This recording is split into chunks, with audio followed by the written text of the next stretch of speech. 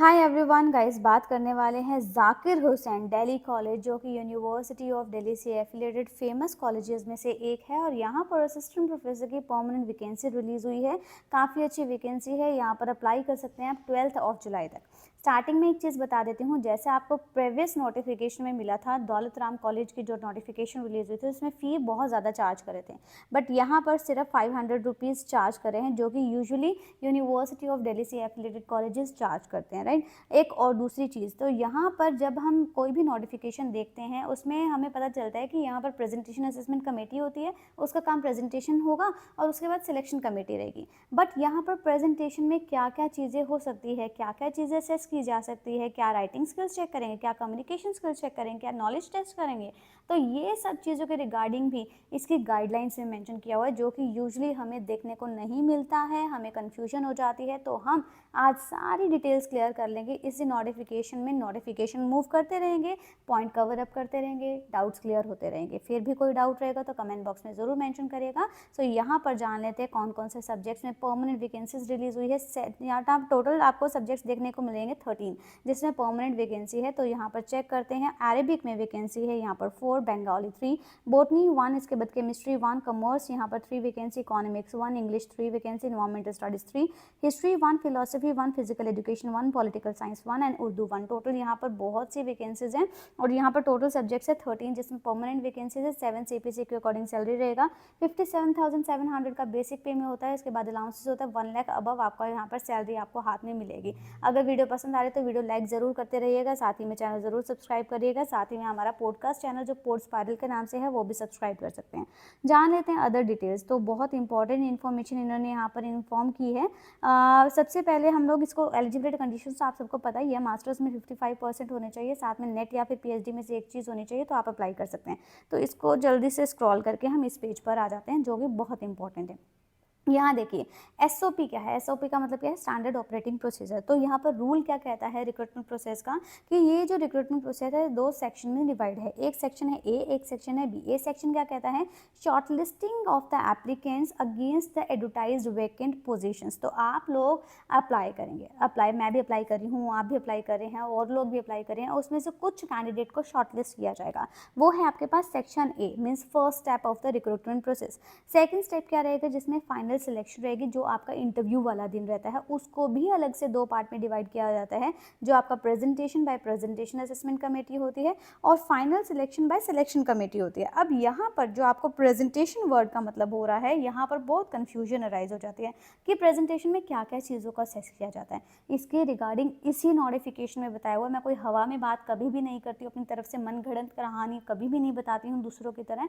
मैं हमेशा नोटिफिकेशन के साथ, प्रूफ के साथ ही कोई चीज़ एक्सप्लेन करती हूँ या फिर नहीं करती हूँ, ठीक है। तो ये आपको यहाँ पर नोटिस कर लेना चाहिए मेरी बात। अब कितने टाइम से आप लोग यहाँ पर फॉलो कर रहे हैं, कितने टाइम से वीडियोस देख रहे हैं, तो ये बात आपको मेरे बारे में पता होनी चाहिए। सो यहाँ पर हम बात करते हैं इसको यहाँ पर स्क्रॉल करके, short listing of the candidate कैसे होता है।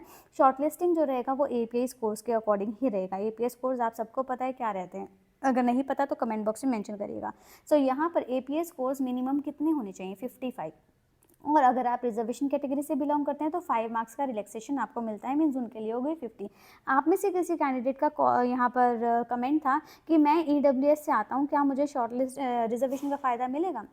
गाइस नहीं, ईडब्ल्यूएस वाले भी जर्नल में ही कैटेगराइज किए जाएंगे, आपको रिजर्वेशन का फ़ायदा नहीं मिलेगा।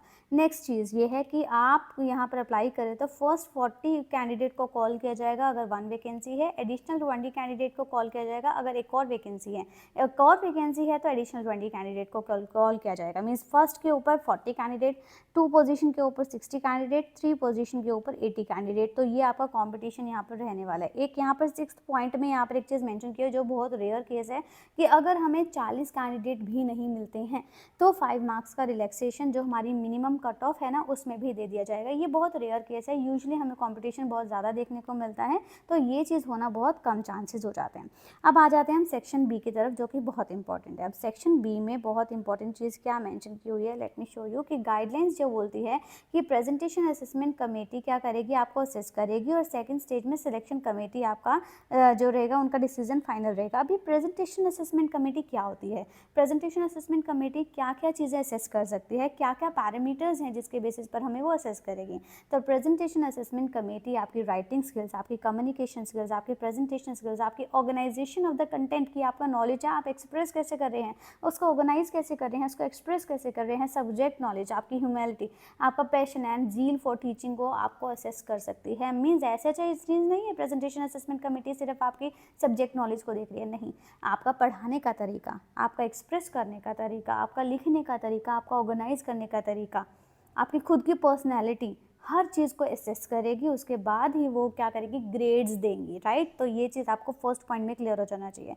सेकेंड चीज़ ये है कि प्रेजेंटेशन असेसमेंट कमेटी कैंडिडेट को बोल सकती है किसी एक पर्टिकुलर टॉपिक के ऊपर प्रेजेंटेशन देने के लिए या फिर एस्से राइट करने के लिए वो बोल सकती है, ठीक है। मे भी ऐसा हो सकता है, ये मैं इसलिए बता रही हूँ कि आप फिर ये ना सोचें कि जिस दिन हमारा इंटरव्यू हुआ है तो ये हमारे साथ क्या हो गया, मैम ने तो ऐसा कुछ बताया ही नहीं था। तो ये चीज़ हो सकती है कि जो हमारी प्रेजेंटेशन असेसमेंट कमेटी है कैंडिडेट को बोल सकती है एस्से राइट करने के लिए रेलेवेंट टॉपिक पर। और एक और चीज़ थर्ड पॉइंट में बोला हुआ है कि प्रेजेंटेशन असेसमेंट कमेटी मीन्स वो लोग डिसाइड कर सकते हैं एक दिन पहले या उसी दिन ऑनलाइन ऑफलाइन मिल सकते हैं ताकि वो टॉपिक वगैरह डिसाइड कर सके मीटिंग में। ऐसे नहीं कि उस दिन मेरे मन में कुछ आया, मैं प्रेजेंटेशन कमेटी का मेंबर थी और मेरे मन में आया कि ABC के ऊपर लिखो तो ABC के ऊपर लिख दो, ऐसा नहीं है। रेलेवेंट टॉपिक आपको दिया जाएगा, आपका सब्जेक्ट से रिलेटेड टॉपिक दिया जाएगा या फिर करंट जो चल रहा होगा ऐसा कुछ टॉपिक दे सकते हैं कि आपकी क्या नॉलेज है, आपका क्या उसमें व्यू है, आप कैसे प्रेजेंट करते हैं अपने व्यूज़ को, वो असेस करने के लिए आपको ये दिया जा सकता है, राइट। इसके बाद हम चलते हैं, essay shall be evaluated by the committee and the grades so given will be part of the writing skills component and the assessment done by the committee. तो आपको जो हमारा राइटिंग स्किल्स आपका हो सकता है, एस्से राइट करने के लिए बोल सकते हैं, तो उसके लिए आपको ग्रेड्स दिया जाएगा और ये हमारा एक राइटिंग स्किल कॉम्पोनेंट का ही एक हिस्सा रहेगा, राइट। तो जिसमें आपको ग्रेड्स दिए जाएंगे। कमेटी जो शॉर्टलिस्टेड कैंडिडेट्स को देखेगी, उसके बाद प्राइमा फेशी असेसमेंट रहेगा शॉर्टलिस्टेड कैंडिडेट को, और उसके बाद जो भी ग्रेड्स रहेगी, जो भी उनका रिजल्ट रहेगा, जो भी उनके व्यूज़ रहेंगे आपके अकॉर्डिंग, आपका नॉलेज टेस्ट, आपका स्किल्स टेस्ट, आपका प्रेजेंटेशन के बेसिस पर वो ग्रेड्स अवार्ड करेगी। और ग्रेड्स किसको दे देगी, हमारे सिलेक्शन कमेटी को। तो ये हमारे आपको पता चल गया, कमेटी फॉर एवरी कैंडिडेट वो जो ग्रेड्स देगी वो आपके आगे चले जाएंगे किसको, सिलेक्शन कमेटी को, सील्ड कवर में। ऐसा नहीं कि ऐसे ओपन में दे दिया, जैसे हमारे यूजली यूनिवर्सिटी या कॉलेज में हमें जब ग्रेड्स मिलते थे ओपन में लग रहे होते थे, राइट, हमें खुद को दिख जाते थे, हम अपने दोस्तों का दिखाते थे। सो ऐसा नहीं है, पूरा रिकॉर्डेड अच्छे से यहाँ पर सारी प्रोसेस रहती है। तो नेक्स्ट हम लोग आ जाते हैं एक और चीज़, दो शॉर्टलिस्टेड कैंडिडेट जो प्रेजेंटेशन असेसमेंट कमेटी जो प्रेजेंटेशन रहेगा वो बैठती नहीं है, प्रेजेंटेशन देती ही नहीं है, तो वो सिलेक्शन कमेटी के पास जाकर इंटरव्यू देने का भी हकदार नहीं है, ठीक है। तो इसके बाद आ जाते हैं हम इंटरव्यू के स्टेज पर। तो कंडक्ट ऑफ इंटरव्यू जो रहेगा ये हमारी फाइनल सिलेक्शन रहती है। सिलेक्शन कमेटी का डिसीजन फाइनल रहता है। Selection committee shell award the score on the parameters of academic records, experience, research performance, assessment of teaching aptitude, ability and the presentation skills. तो इन सब के बेसिस पर selection committee again आपको marks देगी। अब clear हुआ है, बहुत से कैंडिडेट को डाउट होता है कि प्रेजेंटेशन असेसमेंट कमेटी का काम अगर ग्रेड है तो सिलेक्शन कमेटी क्या करेगी। तो प्रेजेंटेशन असेसमेंट कमेटी आपको ग्रेड्स देगी आपके प्राइमा फेशिया के बेसिस पर, उसके बाद सिलेक्शन कमेटी आपको मार्क्स देगी, आपको अवार्ड देगी इन सब चीज़ों, इन सब पैरामीटर्स के ऊपर, राइट। क्लियर हो गया। नेक्स्ट हम लोग चल रहे हैं, the scores given by the presentation assessment committee, ये भी हमारा पार्ट रहेगा स्कोर कार्ड का। सिलेक्शन कमेटी इसको भी यहाँ पर चेक करेगी, इसको भी काउंट में लेगी, ठीक है। यहाँ से हम लोग मूव कर देते हैं नेक्स्ट पॉइंट पर। The list would be included details of the all the candidate, जो भी कैंडिडेट प्रेजेंट होंगे, जो भी कैंडिडेट एब्सेंट होंगे, ये सब चीज़ें लिस्ट प्रिपेयर की जाएगी।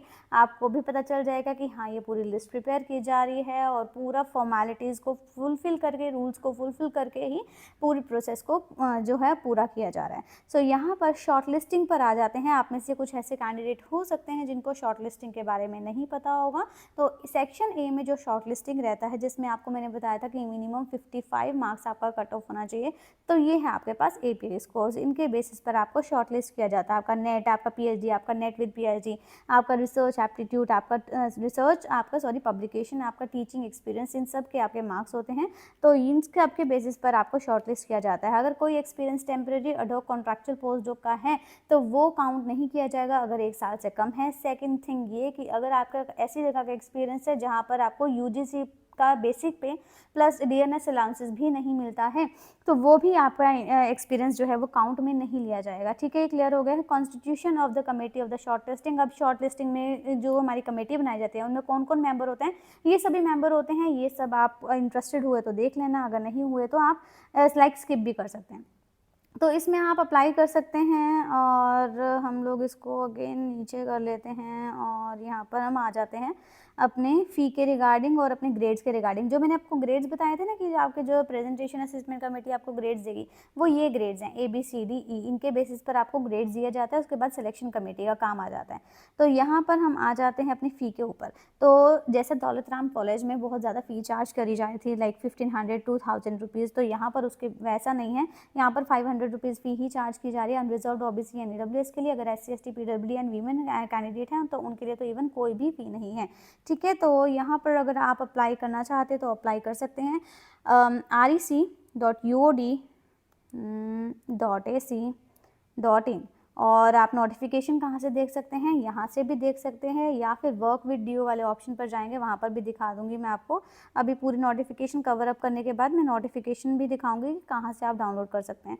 सो अप्लाई करेंगे तो प्लीज़ अप्लाई कर लीजिएगा। 12 जुलाई से पहले पहले आपको अप्लाई करना है, लास्ट डेट यही रहेगी। और ये सारी हमारी नोटिफिकेशन के इंपॉर्टेंट पॉइंट ऑलमोस्ट कवर हो गए हैं। इसके बाद तो हमारे पास वो फ्रिक्वेंटली आस्क्ड क्वेश्चन आ जाते हैं। तो हम आ गए हैं सीधा वर्क विद DO के ऑप्शन पर, और यहाँ पर कॉलेजेस का जो ऑप्शन है ये मैंने ओपन किया है।